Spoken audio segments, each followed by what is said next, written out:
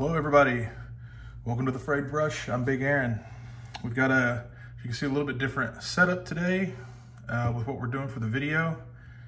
I have ordered and received my Pro Acryl Prime Black, my Pro Acryl Prime White, and my Pro Acryl Prime Dark Neutral Gray. So we got a few minis set out here to give them a try on. All these minis are from the Reaper Bones 5 Kickstarter. This is like a mimic cabbage, I guess. This looks like almost a ferret, maybe? Got some teeth in there. All right. We have a white. We have a kitsune, looks like fighter. And we have a ranger. Not sure if it's an elf or not, but none of these have had any prep done to them, except for I washed them all with 91% isopropyl alcohol just to get any residues off of them. And testing out these primers, literally got them in the mail today. And as you can tell, they are still sealed. So I'm gonna get the safety seals taken off these, and then we will get the airbrush fired up, ready to go, and put this primer through some tests, see how good it is. Okay, so we've got all of the safety seals off, and you know, I hadn't messed with these too much once I got them in the mail. One thing I did notice is, wait, let me grab the transparent white here, since we'll be using that a little bit later for this. If you listen, okay, all the Pro Acryl paints come with the little glass balls for mixing balls that they sell. I'm not exactly sure what size they are, but you can get them off the website, and I'll link the website below. And these are actually pretty great. I have transferred some of, probably at least 2 of the glass balls from Monument into every single bottle of paint I own. So these are really great. Haven't had any of them break, crack, nothing crazy like that. And I trust these glass beads a lot more than I trust anything made out of metal. So one thing I noticed was the primer comes with it already in there as well. Not sure if you can hear it, but you can hear that little glass bead rocking around in there. And the dark neutral gray, the black, and the white all had it. So with this, I'm gonna go ahead and we will do a base coat of black on everything. And by the time we get back to the first one, it should be dry. And then we can continue to take it from there. So let's go ahead and get some black primer put on all these. Now, I'm spraying at 25 PSI. I'm using my Badger Patriot 105, and I think it's got the 0.3 needle in it. I don't know, I've never done too much investigation into Badger's needle sizes based off the color of the end of the needle. This was the black one, I think, and I think there's a blue one and a silver one.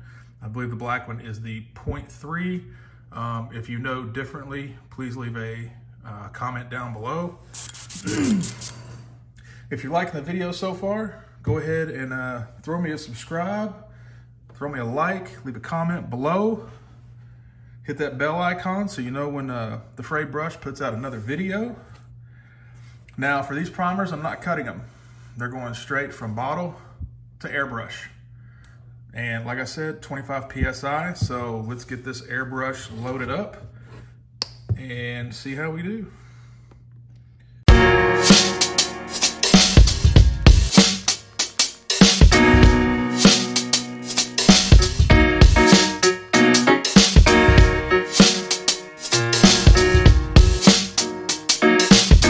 First one we did is dry, so let's go ahead and take a look at this.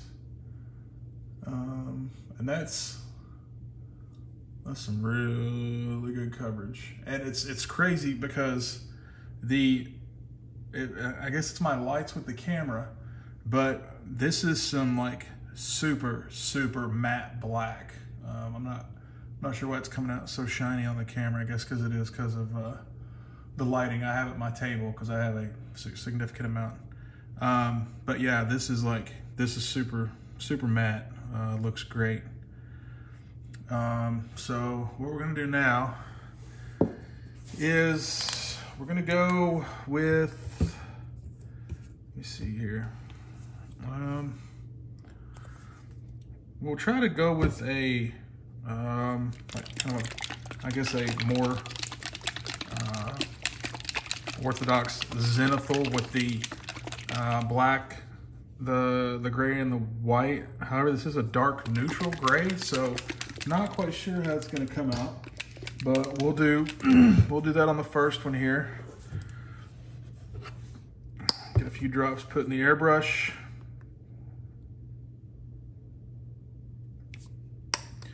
And we'll start getting this gray put down, and we'll be right back. Okay, so we've got the gray put on at our 45, and it looks pretty good. You can tell a lot more difference than I thought you'd be able to between the gray and the black.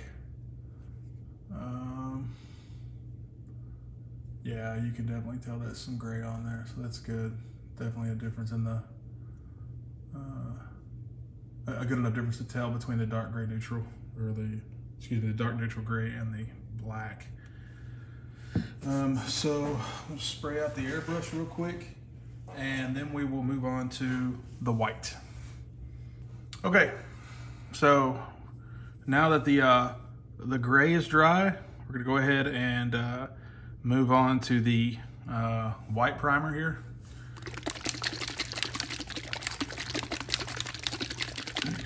Now this white primer, if you don't know what zenithal priming is, it's where you traditionally done with 3 colors: black, gray, white.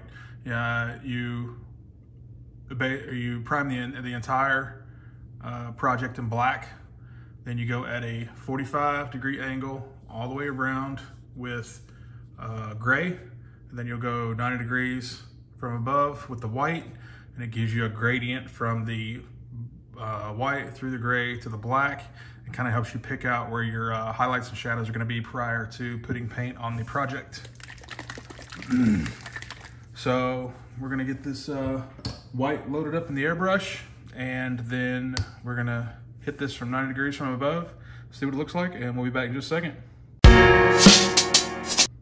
Okay, so this miniature, I didn't realize it had such a wide, I guess, cap across the top of it. So it's kind of hard to pick out any of the real detail going on. You can a little bit, but not to the extent that I'd like to be able to tell. So we'll move on to the otter. I'm gonna forego the gray on this one. We'll just get some white on it from above, and see what kind of details we can pull out with it. Okay, so there we go. Much better. You can really tell on that one. So far, really impressed with the primer. The black I put in after I had sprayed some water through my airbrush, dislodge any dust or anything that had been in there. So the black was put in with maybe some residue, and then the gray was put in the airbrush after I had rinsed out the black to keep from cross-contaminating colors.